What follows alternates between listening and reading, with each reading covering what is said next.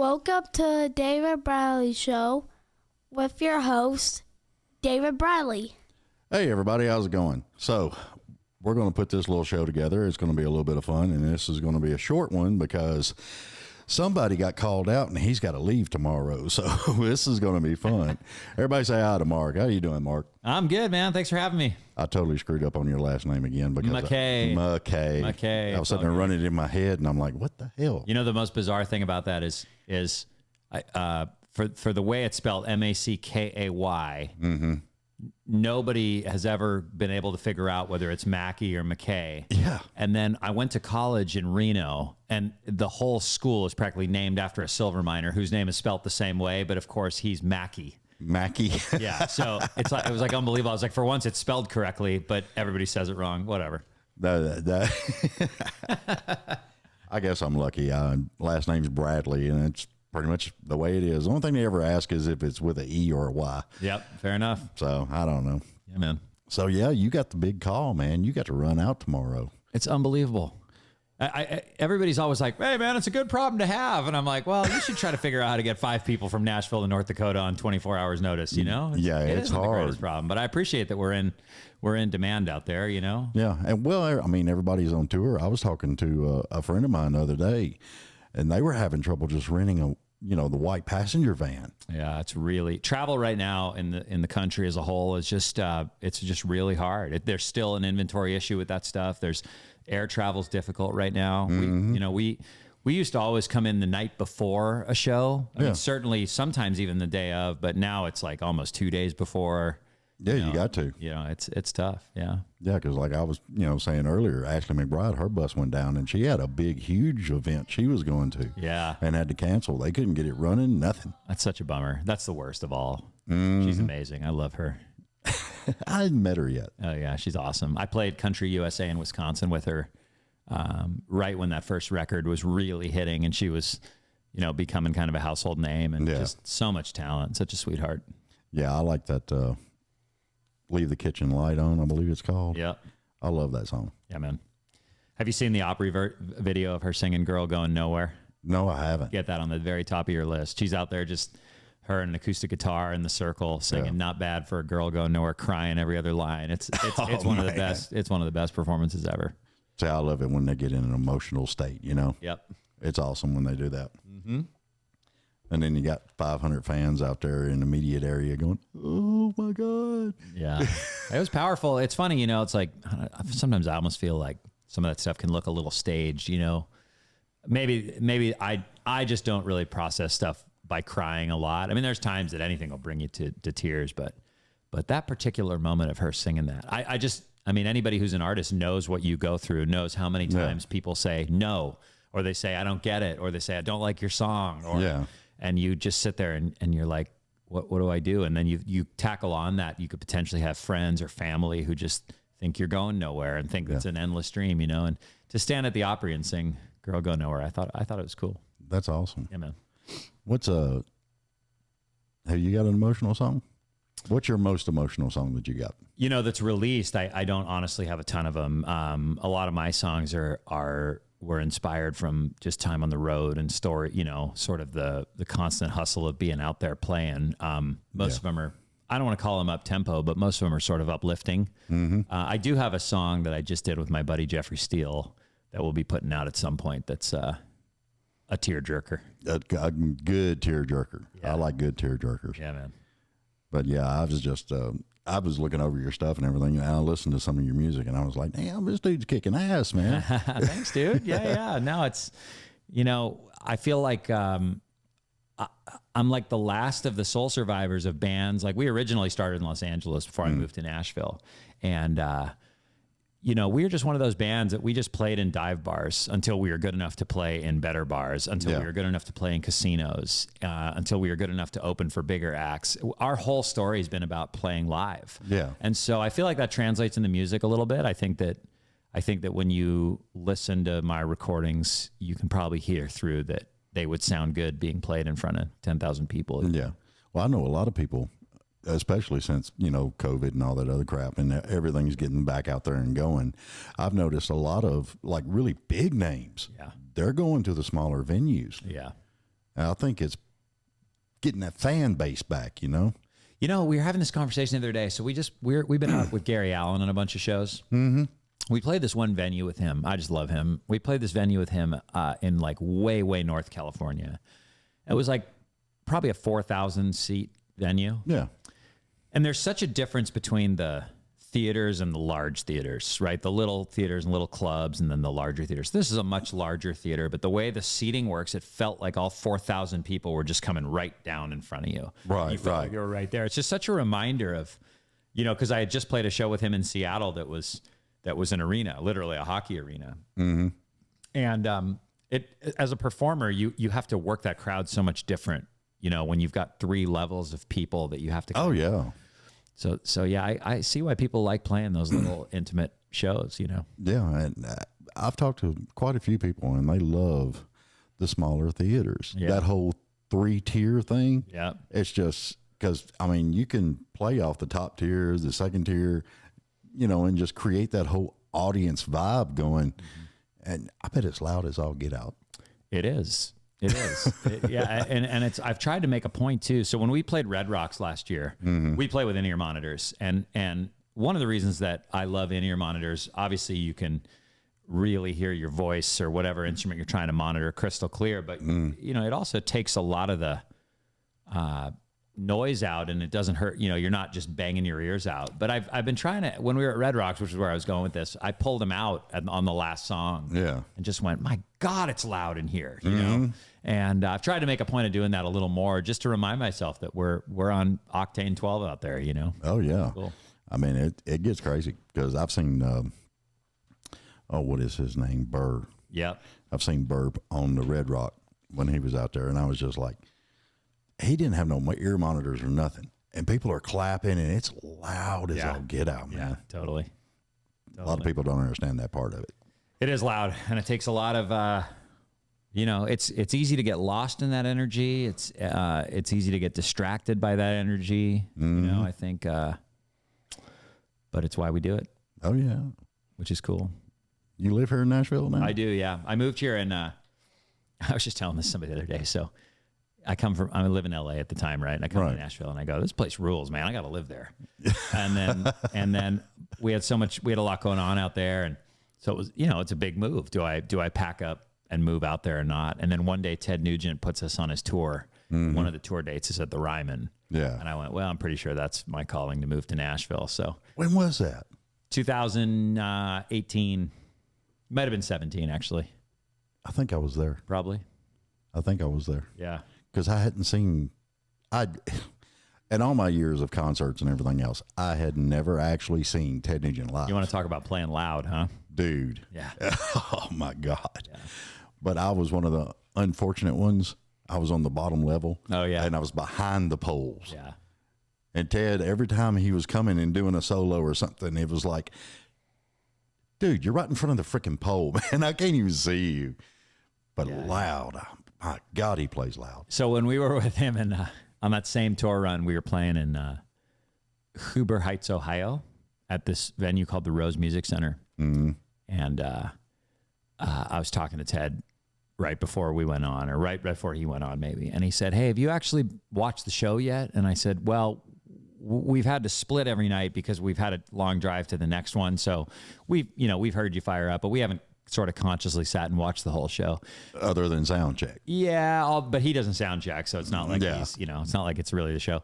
So I go, but tonight our drive's really short, so we're going to stick around and watch the show. He goes, well, I'll watch from the side and whatever, and I was telling somebody the other day, it's like he launched into the first chord on his guitar, and it's like I've never heard anything that loud in my entire life. Mm-hmm. I mean, I was like, a lot of guys put amps on stage to look cool. I mean, those things are all on volume 11. Oh, yeah. Yeah. He runs a stack everywhere he goes. Yeah, he's a madman. But my dad was real big into Ted because of the hunting. Yeah. And it was just one of the things that always blew my mind is I seen a documentary. Yeah. My dad did. And it was Ted Nugent hunting. And there was a bunch of female sheep. And then there was like this big ram right in the middle of it. Yeah. And Ted looked at the camera and said he thinks he's got protection.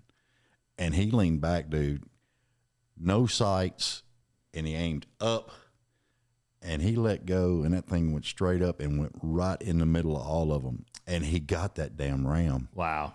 And I was just like, that shot of the century right there. Yeah. It was crazy. Yeah. Yeah. He's a special one, that guy.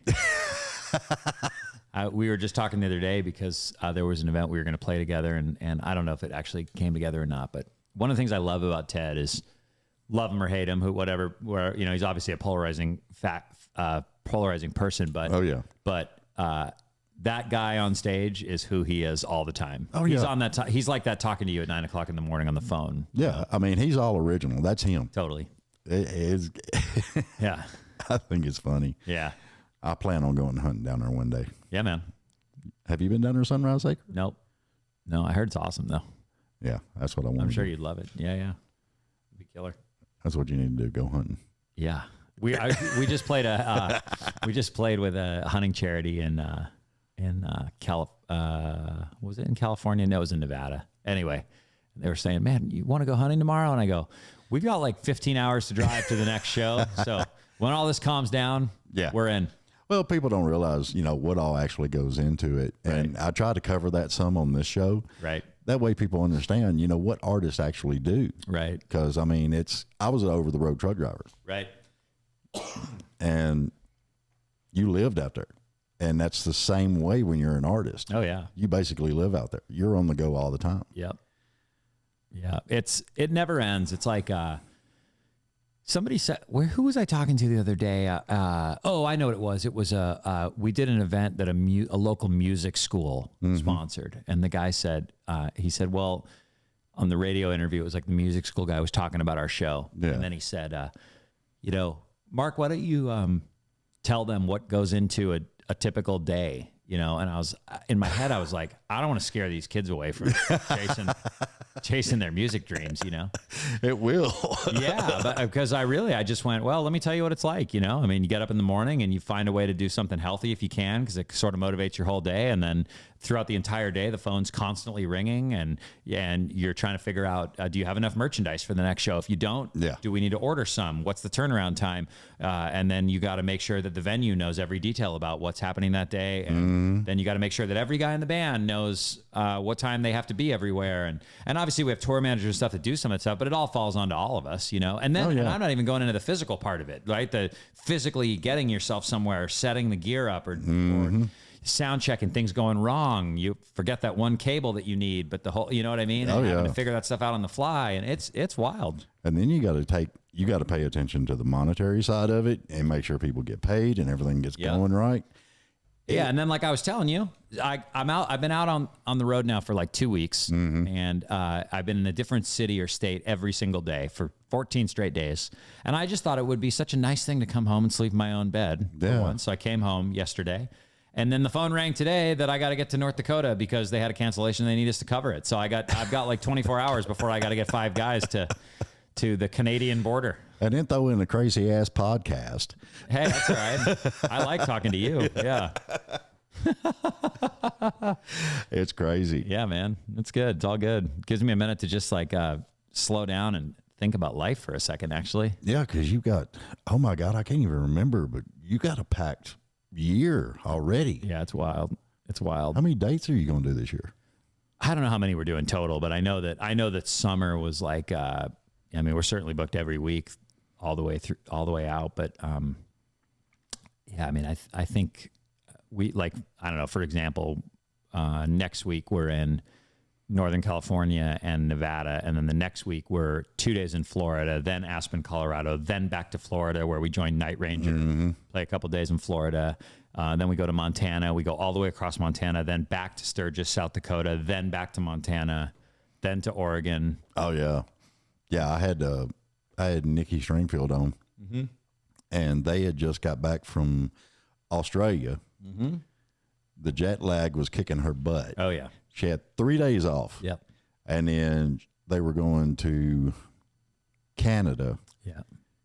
Come back for 2 days and then go back to Australia. Oh my God. Yeah.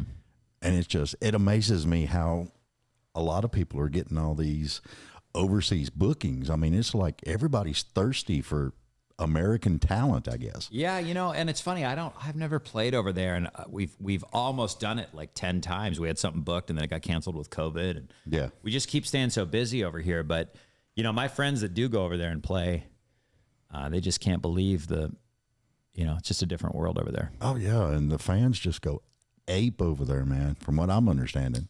Yeah, well, what I've heard from a handful of my friends is that a lot of especially touring in Europe and stuff, they're really into the whole record. They're into even the album tracks. We've become kind of a singles market out here, where we're usually talking about a song. Yeah. And I think a lot of us that are longtime music fans, I think we like those deep cuts on the album. Yeah. And it sounds like there's an appreciation over there for that, which is cool. Yeah.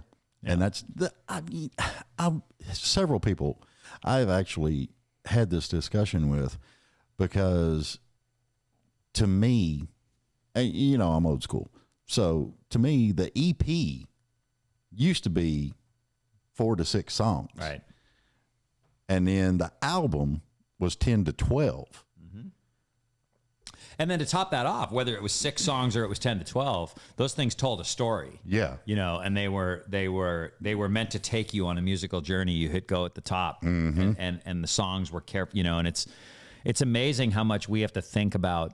And this is another one of those just funny music businessisms that people probably don't think of. But I mean, a lot of times these days, you've got about 13 seconds to hook somebody. Yeah. The days of Bohemian Rhapsody having a formula to win anymore is a very different deal. Things that just take a long time to build. It's like any producers now trying to figure out how to make that impact in the first. Yeah. Well, back then there was a lot of them were like doing where who could create the longest song. Totally. And here lately I've noticed that the songs are getting shorter. Right. And I'm just like, what's going on? And then, like when I started this podcast, everybody told me, don't go over 30 minutes to an hour. Right. But my most popular shows are 2 hours plus. Right. So, I mean, it's kind of weird. I've noticed that too. Like, I've noticed that some of the guys who are,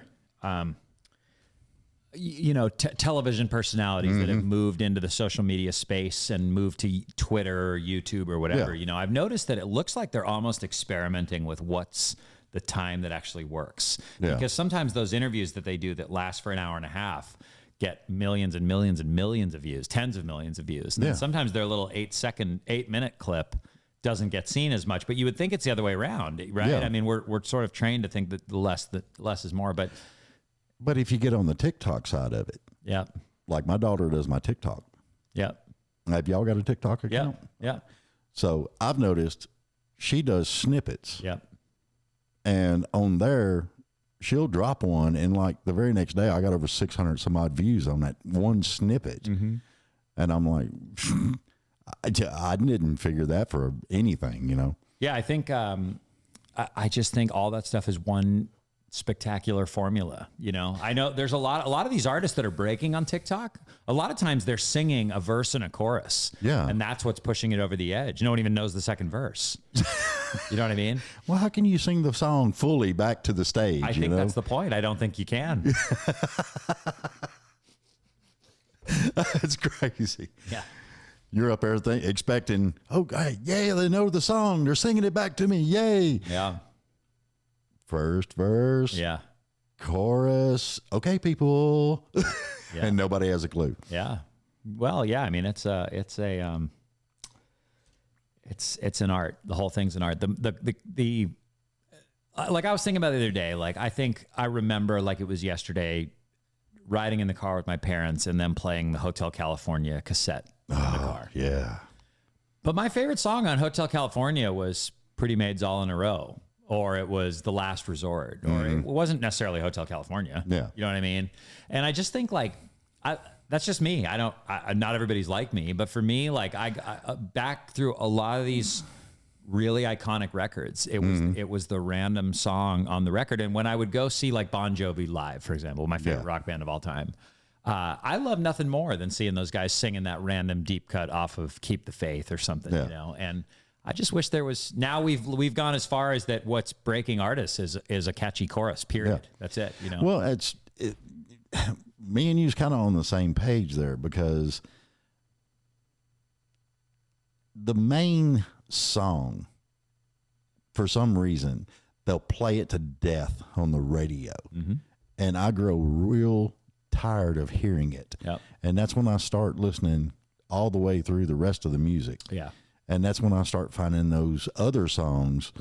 They're like, dude, this one is just as freaking good as this one. Totally. But because y'all are mainstreaming it, Yep. you know, Yep. that's the popular one. Yep. And I don't like that. Well, and I've noticed, and this is no disrespect to anybody, it's just, these are all just observations that I see from the road, you know. I've noticed how many times we get put on tour with an artist who I know I'm familiar with them because I'm here in the business. So every day I'm just writing or hearing or in meetings where people are talking about the next artist, the next thing to happen. Yeah. You know, you go out, take that artist out to the middle of South Dakota. They don't necessarily know who he is. So there's got to be some hype that gets people to come to the show. The radio station's got to be really, and it blows my mind how many people just sort of aimlessly stand there and just sway through the first 45 minutes of a show until that one song plays. Yeah, I've seen that. That they've been programmed to hear. That's amazing to me. I mean, I'm amazed that people have the patience to do that. I don't have the patience to do that. If I knew nothing about an artist, I wouldn't enjoy watching a bunch of stuff that I haven't heard yet, you know? Well, I mean, I think I would, just because I'd be searching for that song, you know? Yeah. Because back in, like when I was growing up, the 70s and 80s, there was a ton of one-hit wonders. Right. But like the Knack, Yeah. their biggest hit was My Sharona. Yeah. But the rest of that album was cool as hell too. Yeah. You know? Yeah. And that's what... It's all got to start somewhere. Well, you know? you got to. I just think at that time, they cared about all those songs. And I think all those songs were beautifully crafted on that record in order for a reason. I just think these days, that's kind of a lost art, you know? Yeah, well, it's kind of like, you know, the recording back then, too, because, I mean, it was, dude, with the 4-track or the ADAT, and you're running it through cycles and doing this and getting your mix and everything else. Yep. That was time-consuming as all get out. Yeah. You know, and those guys were there. Man, I was watching this interview the other day. I'm sure you've seen it, where Jeff Lynne was talking about splicing the Beatles when he got called to produce. I'm trying to remember the name of the Beatles song that they released with the anthology. It was like a new song, but it wasn't new. Free as a Bird. Yeah. And Jeff Lynne was talking about how George Harrison called him and wanted him to, they had a recording of John singing it on a tape or something, and they wanted to get that in there. Mm-hmm. And so Jeff Lynne was talking about how he took this very seriously, and he went to Liverpool and got into the studio weeks before they got there. Right. And he was neatly splicing out John's voice and make it, you know, and it was in a different key, so he had to get it into the correct key and all this stuff, you know. And it was to the point where that when McCartney and the remaining guys showed up, Paul McCartney says they just put their headphones on and he hit play, and all of a sudden there was John Lennon's voice singing in their ears with this thing, and they said it was like an out-of-body experience, you know. Wow. But so as cool as that is, if I told you that today, you would go, yeah, I know how they went into Pro Tools and they took that and they changed that. I mean, you know, for guys like me, I wasn't around in that time. I can't imagine with analog tape and all that stuff what it took. Oh, it was a nightmare. It's insane. It was a nightmare, dude. And me personally, if somebody had come to me with that and wanted me to do that project, I'd tell them to get bent. Right. I ain't doing it. Right. Because that's hours and hours of work. Right. You know, and nowadays you can, well, I mean, who was it? Oh, God. I'm going to shoot myself over this one. The name of the guy that did Darth Vader, Simba. Like the voice of it? Yeah, the voice. Huh. I'm not sure that I know. It's driving me nuts. No? No, that's Anakin Skywalker. Who was that? They did the voice? Yeah, they did the voice. Huh? James Earl Jones? Yeah, James Earl Jones. Oh, of course, yeah. You know, he just signed a deal and retired. And what he did is he went into the studio, and the only thing he did was record words. Wow. Just single words. Yep. So his voice with AI technology, they can put him into any freaking thing they want him in. Man, yeah, that's crazy. And that just scares the hell out of me. Yeah. Man, that whole AI thing is just something that all of it. It's like, so I was actually thinking about it the other day. It's like so weird and terrifying to me that I'm making no attempt to understand any of it. And I probably should. Well, it's like nobody's seen Terminator, you know? Totally. The robots will take over. I'm telling you. Yeah, man. That's funny. It's a wild time. It's a wild time in the music industry. Can't say that's one thing you've been in this long enough. Mm-hmm. And I've done it long enough that we can both say, even though we're different generations of it, we can both say that this industry just it changes so fast. Oh yeah, it does. That you're sort of never ahead of the curve. And if you are, you're one of the lucky ones, and it's a weird deal. Well, in 2008, when I quit, I was still doing lights manually. Got it. We were using park hands, and the LED lights had just started coming in with the movers and everything else. Yeah. And I was running 4 eliminator moving lights with just 4 channels. Now you can't find a standard park hand anywhere. It's all LED. Everything is computer generated. Yeah. Like on your light show, have you got a SD card that plugs in and you kind of got it all dialed in, or you just still? No, we advance the details of our light show, and honest to God, it's so funny with lights. I'm so dialed in on how the audio part of our show works, because there's, we travel with our own monitor rig, and we're splitting stuff, and we have prompt tracks, and there's a lot that goes in. And with lighting, I just let my head explode and just let somebody else handle it. So I'm not the best person to ask, but I'm blown away by what those guys are capable of doing too, Oh, it's wild. I mean, the programs and everything else. And I've actually been asked to come back and get back into lighting, and I just don't want no part of it. Right. It's like it took a spirit from you, you know? Yeah. Because you're so used to, you're old school, you're doing it this one way. And I even had the guy tell me, look, dude, I'll teach you, I'll train you. And I'm like, oh, hell no. It ain't happening. So funny. Yeah, I hear it. I'll sit here in my dining room and do podcast all day long. Yeah. Well, this is like peaceful. Can I be on your podcast every day? I just want to come out here and hang out with your cats. You can hang out with the cats. We can fire up the grill. I don't give a damn. Now you're talking. I was going to tell you something on that subject. What were we just talking about? We were talking about lights and. I was just having the conversation, and you were talking about somebody asking you to come back and do it, and you said, I don't want no part of it. I was telling someone the other day that it's amazing how the modern drummer has evolved now too, right? Like there was a time where a drummer was about having an amazing pocket and being a great drummer. Not that isn't important now, it is. But you look at what drummers do now. I mean, I watch like Granger Smith's drummer, one of my friends, he's like triggering lights back there during the show. I mean, in addition to having to make sure that he counts things off and does stuff, he's also in charge of making lights hit, Yeah. And a lot of times something goes wrong with the programming and the time cues of the lights. It falls on the drummer who's using the pad. And you look at that and you're like, there was a time where like being a drummer was about being a drummer, and now it's really about being an audio guy. You know what I mean? Yeah, because I had a drumming icon is what I called him. Yeah. And his name was Vincent D. Yeah. And I had him on the show.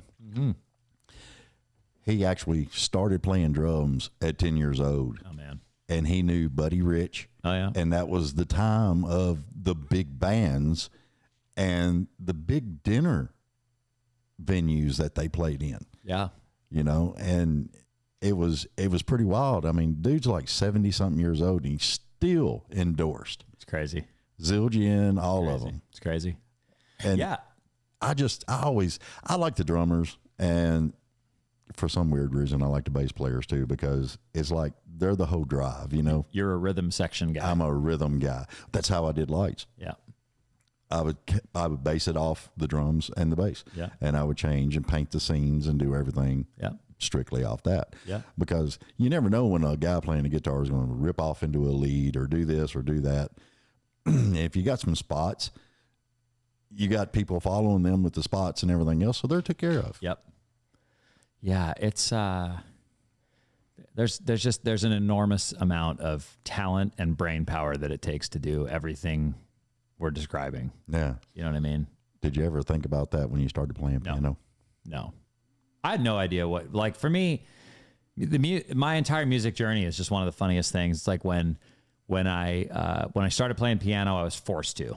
I didn't even enjoy it, you know, and that was just a rule in our house. You want to do anything, you got to play piano, and that's fine. I thank my parents for it now, but I didn't enjoy it in the beginning, you know. And I started playing guitar, and I was just telling someone the other day that it was learning to play guitar that started to make me realize, oh, the A chord and the E chord and the F sharp minor chord sort of work together. Mm-hmm. They sound good together. And now that I have my degree in music, I know why that is. They're all chords within the scale, right? But so here I am just sort of playfully having these epiphanies, and then I start to really enjoy it. So then you fast forward 10 years. Now I love playing guitar, and I'm a decent lead player, and I love playing piano, and girls think it's cool, and so all of it's good, you know. And that was the key point there. The girls think it's cool. Yeah, it was really the only reason I did it. And then I go to music school, and I'm thinking to myself, I love music so much that if I don't go after this dream, for a dumber thing to say, I'll regret it. So I'm just gonna, because I kind of stopped playing music through most of my 20s. And so, you know, one day I said, I'm just going to quit everything and I'm going to go to music school and I'm going to do this. I love music and whatever. And I consciously at that moment in time, I had no idea what I was in for. Right. None whatsoever. I actually think when I restarted, I think I thought I was going to like play guitar in somebody's band. Yeah. Or something like that, you know. And you started your own. And well, right. And then no one was willing to work that hard. And so then I just started getting gigs myself, and then it turned into this. But the amount of nonsense I deal with every day to do with the music business and the coordinating and the logistics versus the amount of time I take just practice playing my instrument or working on it, it's not even close. And I wonder if I had understood that, if I would have still done it. Probably. But probably, yeah. You know, it's certainly something to be aware of. Well, that's once you get that love or that passion, then that drive kicks in, and it's like you can't control that drive a whole lot. Yeah, and it really makes you do a whole lot of things, and leads to a lot of greatness. You know, I wish more people had that drive. Yeah, it's we just agreed. I shouldn't say we signed because it's not totally signed yet, but we agreed to the terms of our first record deal. Awesome. The other day. And somebody called me after and they said, dude, are you just like beside yourself? I said, yeah, it's good. And they said, is this just like unbelievable? And I go, to tell you the truth, I've played like 900 shows around the country, most of them with 12-hour drives in the middle of the night, most of them with $9 in my bank account, wondering how the heck I was going to eat that week. I'm just glad it happened. You know what I mean? Oh, it's yeah. It's one you have to really want to do this. Yeah. Well, I had a guest on here, and he was telling me, it was like sometimes he's just hoping that somebody buys a merch shirt for $20. Totally. Just so he can get happens all the time. A Happy Meal and go down the road. Totally. Yeah, I can't. I mean, yeah, that was another thing we were just talking about the other day. It's our production manager magically set up the merch stuff without me knowing the other day, and we played this show that the whole show ended up being very frustrating. It was a not very good sound crew. It was not well organized, and there was a bunch of storms in the area. This was out west during 4th of July weekend, and the gig did not live up to what we all thought it would. And it was just funny at the end. It was like all of it was just kind of down. And then I thought even better, we didn't even sell any merchandise, and all of a sudden our production kid said, oh, no, I did. Check the account. I sold a bunch of T-shirts and sweatshirts. And I looked down and just thought, this is the best night ever. I mean, we can all go out to dinner. It's going to be cool, Yeah. And so it is. I totally get it. And I think it's just one of the greatest spirits that we're all willing to live that way. Yeah, there's a lot to it. I mean, it's, so, and that's one reason why I preach a lot on this show. People actually fully understand what the artist goes through. Right. Just to bring good entertainment and good music to them. Yep. Least you could do, and it don't cost nothing. Right. Is share, follow, subscribe. Totally. That's all you got to do. Totally. Yeah. It goes a long way. Yeah, it does. And the algorithms and everything else, I mean, it puts you back on up there. It really helps out a lot. Yeah, and it's funny too, like it's not like a lot of that's happening without us realizing a lot of the time, you know? Yeah. And I was like the other day, I was in Vegas picking up a rental car, and this girl came over and was talking to me, and after chatting with me for a while, she said, we'll have a great show tonight, you know, and I didn't have any guitars with me. So it's not like she was assuming that. And I go, oh, she's like, I'm going to be there. And I said, oh, cool. How'd you find out about it? She's like, oh, I followed you for years. I saw you at this show, and it was Country USA in Wisconsin where she had seen me, which is actually the same place I played with Ashley McBride. But anyway, she just said, yeah, my favorite song is Always Rains in Portland, but I do love I Can't Stop You, but I can't wait to see you tonight. It's going to be great. And I just thought, you know, it's funny. There's a lot of them out there, but it's not like every day they take the time to write me on Facebook and say, hey, Mark, just wanted to let you know that I'm still a fan and I still listen to your music today, you know? And so we appreciate every one of them out there. It's cool. I was actually jamming to that song on the way home from work earlier. Oh, cool. Always Rains in Portland. Yeah. That's pretty cool. Yeah, man. That's a good song. You just write that by yourself? I wrote it all by myself. I wrote it about a friend who had a good friend of mine who had died of cancer. One of the things he said to me a couple of weeks before that, he had to move to Portland for a job and treatment and whatever, you know. And I just said, "Do you like Portland?" He said, "Well, it always rains in Portland, but it's fine." And I thought it kind of sounds like a song. You know? Yeah. But the coolest part of it was when I wrote it, and it was written very acoustic. One of my friends said that you should have Russ Paul play on it, and Russ is one of the best pedal steel players in the world. You know, I said, "Do you know him?" And they said, "Yeah." And they just texted me a cell number, and I was like, "That's kind of cool." Oh yeah. He just came by and put some steel on it, and really brought the song to life. You know. Yeah. Did you realize it was that big of a family atmosphere when you got into this? No, not at all. I mean, it is amazing. Yep. I was doing a show one time, and a patch cable almost done me completely in, but I called a buddy of mine. Yeah. And within the hour, he showed up. Isn't that crazy? At a private event with the patch cable. It's crazy. He didn't have to do that. Yeah. You know, and that's what I love about it, because it doesn't matter what genre you're in, country, rock, metal, anything like that. People help out everybody in the music industry, and it's really good. Yeah. I love it. Yeah. No, it's you're always a degree away from somebody willing to help you, especially here. And I think that's one of the coolest things, especially about this community. That's a crazy community. It is. It is. We're all in it together, though. Yep, we're all in it. So you're going to come back and see me? Yeah, man, anytime. Let's do it. When you get back from tour. Yeah. Well, yeah, we should regroup. I'll have a new song coming out. We should come back and chat again when I get back off the road. Well, yeah, bring the song with you. We'll play it on there. Let's do that. Or you can play it on there. Yeah, all the above, my friend. We'll do it all. Either one. Yeah. Tell everybody where they can find you. Well, the website's markmackayofficial.net. We're on Instagram. We're at Mark Mackay, Mackay. On Facebook, we're Mark Mackay Official. TikTok, we're Mark Mackay Official. If you go to the website, it's all right there. markmackayofficial.net. You got the LinkedIn thing? No. Everybody's telling me I got to get it. Yeah. I wonder. Yeah, I don't know. I think everything about that sounds like a job, and it makes me want to explode. So make Anna do it. That's a good idea. Good idea. God, I love her. She can do it. Great call. We'll throw her under the bus real quick. Come on, Anna, do the LinkedIn. Yeah.